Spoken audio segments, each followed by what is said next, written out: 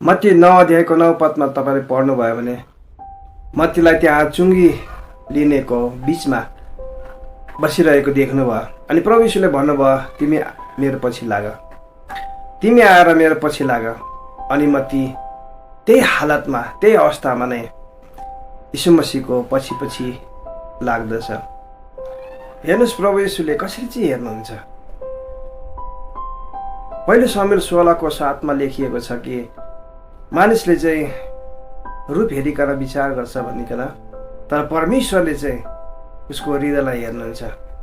अनि मलाई लाग्छ कि मत्तीको पनि हृदयलाई प्रभु यीशुले देख्नुभएको थियो अनि त्यस्तो अवस्थाबाट प्रभु यीशुले चेला हुनलाई बोलाउनु भयो। मानिसको नजरमा ऊ एउटा अपराधी, एउटा ट्याक्स कलेक्टर, एउटा अपराधी, एउटा नराम्रो छाप भएको व्यक्ति। मानिसले उसलाई चाहिँ एउटा कि ऊ एउटा पापी हो भनिकन मानिसहरूले हेर्थ्यो। तर प्रभु यीशुले चाहिँ उसको भित्रको विश्वासलाई हेर्नुभयो अनि प्रभु यीशुले बोलाउनु भयो अनि प्रभु यीशुको पछि पछि लागेर एउटा असल चेला भएको कुरा हामी बाइबलमा पाउँदछौँ। हेर्नुहोस्, तपाईँ अनि म पनि एक समयमा हुनसक्छ मत्तीभन्दा पनि खराब अवस्थामा प्रभु यीशुले हामीलाई बोलाउनु भयो। हालेलुया। अनि आज त्यही विश्वासमा प्रभु यीशुले बोलाउनु भयो कि हामी चाहिँ परमेश्वरको महिमा गर्न सक्छौँ, हामीभित्र त्यो ल्याकत छ भन्ने प्रभु यीशुले देख्नु भएको कारणले गर्दा हामीलाई त्यो पापमय अवस्थाबाट प्रभु यीशुले हामीलाई बोलाउनु भएको छ। यसरी चाहिँ हामी प्रभु यीशुको छोराछोरी भएका छौँ। आज हामी परमेश्वरको महिमा गर्छौँ। तर म तपाईँहरूलाई एउटा प्रश्न गर्न चाहन्छु।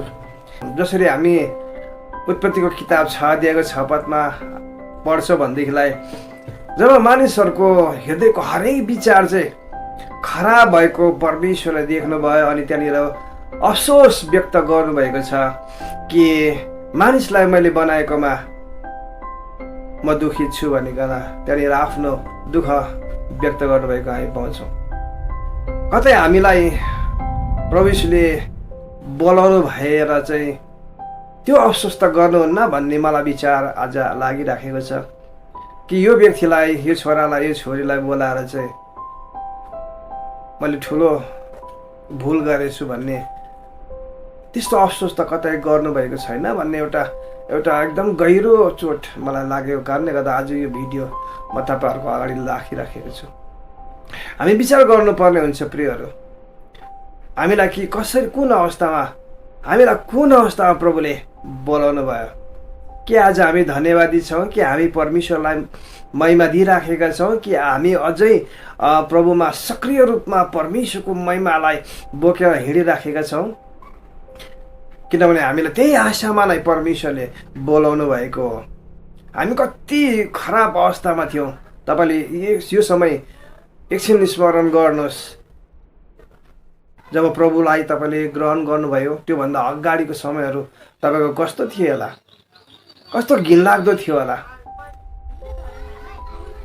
त्यो अवस्थामा प्रभुले चाहिँ तपाईँलाई यो व्यक्तिले चाहिँ मेरो महिमा गर्छ भनिकन देख्नु भएर नै आज तपाईँलाई बोलाउनु भएको। तपाईँले कति महिमा गर्दै हुनुहुन्छ, कति महिमा गर्दै हुनुहुन्छ।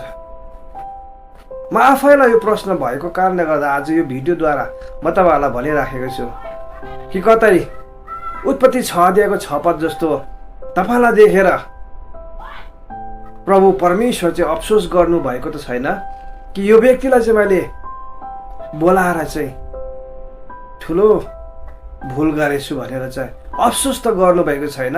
यदि यो अफसोस गर्नुभएको छ भने प्रियहरू तपाईँ फर्किनुहोस् अनि पश्चाताप गर्नुहोस्, किनभने अझै पनि तपाईँभित्र ल्याकत छ, परमेश्वरको महिमा गर्ने क्षमता तपाईँसँग छ।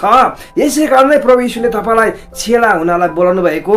उहाँले राइट पर्सन चुन्नु भएको। तपाईँ राइट पर्सन हुनुहुन्छ, तपाईँ राइट पर्सन हुनुहुन्छ प्रियहरू।